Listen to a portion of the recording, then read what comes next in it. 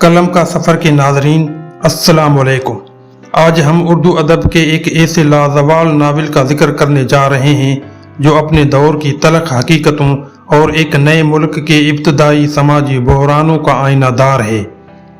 ہم بات کر رہے ہیں شوکت صدیقی کے شہر آفاق ناول خدا کی بستی کی۔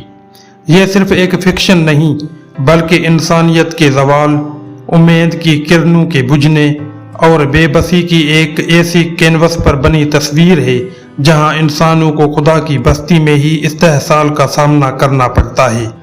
شوکت صدیقی اردو ادب کے ایک قد آور نام جو ترقی پسند تحریک سے وابستہ تھے۔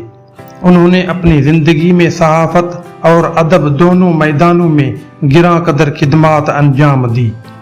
خدا کی بستی ان کا شاہکار ناول ہے جو اس وقت منظر عام پر آیا جب پاکستان کو بنے ابھی چند ہی سال ہوئے تھے اور ایک نوزائیدہ ریاست بے شمار سماجی، معاشی اور اخلاقی مسائل کا سامنا کر رہی تھی۔ شوکت صدیقی نے اس ناول کے ذریعے کراچی جیسے بڑے شہر کی پسماندہ بستیوں کی ہولناک تصویر پیش کی۔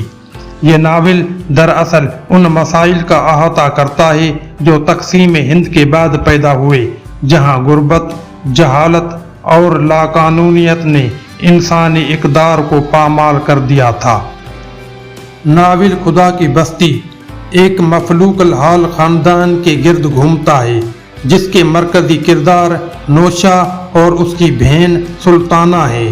نوشا ایک نو عمر لڑکا ہے جو محنت کر کے اپنی ماں اور بہن کا سہارا بننا چاہتا ہے، لیکن معاشرے کی بے رحمی اسے جرائم کی دنیا میں دھکیل دیتی ہے۔ ناول کا سب سے ہولناک موڑ تب آتا ہے جب نوشا کی بیوہ ماں کی شادی ایک سازشی اور بدعنوان قبالیہ نیاز سے ہو جاتی ہے۔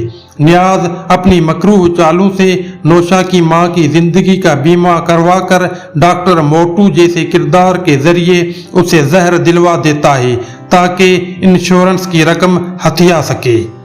ماں کی موت کے بعد سلطانہ بھی اس بے رحم معاشرے کے ظلم کا شکار ہوتی ہے۔ نوشا نیاز کے اس گھناؤنے فعل کا بدلہ لینے کے لیے اسے قتل کر دیتا ہے، جس کے بعد اسے جیل جانا پڑتا ہے۔ راجہ اور شامی جیسے کردار بھی اس تاریک ماحول کا حصہ ہیں جو اپنے ارد گرد پھیلی بے حسی اور جرائم میں لتھڑے ہوئے ہیں۔ یہ سب مل کر ایک ایسے معاشرے کی تصویر پیش کرتے ہیں جہاں انسانیت دم توڑ چکی ہے۔ خدا کی بستی کئی گہرے اور تلخ موضوعات کو چھوتی ہے۔ سب سے نمایاں موضوع طبقاتی ناہمواری اور استحصال ہے۔ ناول دکھاتا ہے کہ کس طرح امیر اور بااثر طبقہ غریب اور مجبور لوگوں کو اپنے مقاصد کے لیے استعمال کرتا ہے، چاہے وہ جنسی استحصال ہو یا معاشی جبر۔ جرائم اور لاقانونیت اس ناول کا ایک اور بڑا موضوع ہے۔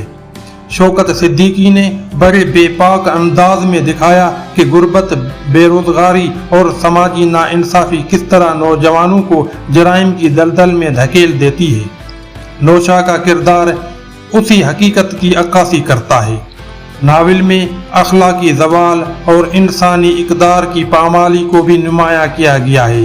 کرداروں کی بے حسی، خود غرضی اور رشوت ستانی ایک ایسے معاشرے کی تصویر ہے جہاں مذہب کے ٹھیکیدار بھی اپنی مفادات کے لیے مذہب کا غلط استعمال کرتے ہیں۔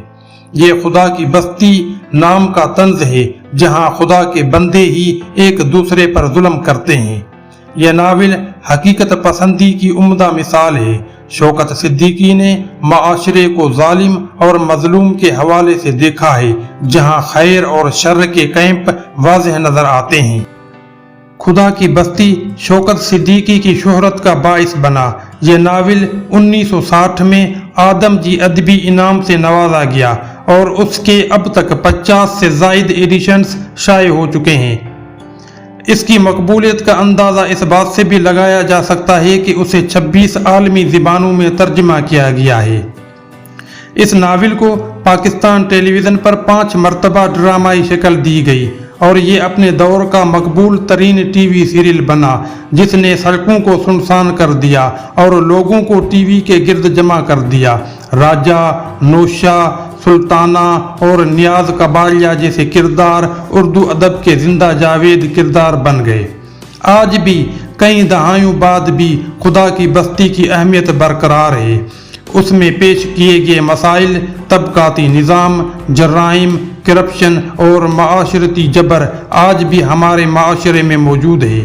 یہ ناول ہمیں اپنے ارد گرد کی حقیقتوں پر غور کرنے اور ایک بہتر معاشرے کی تعمیر کے لیے سوچنے پر مجبور کرتا ہے۔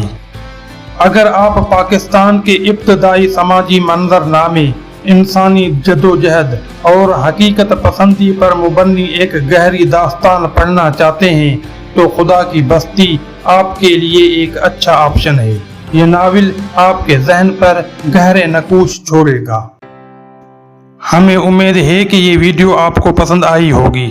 اس ویڈیو کو لائک اور شیئر کرنا نہ بھولیں۔ مزید معلوماتی اور ادبی ویڈیوز کے لیے ہمارے چینل قلم کا سفر کو سبسکرائب کریں۔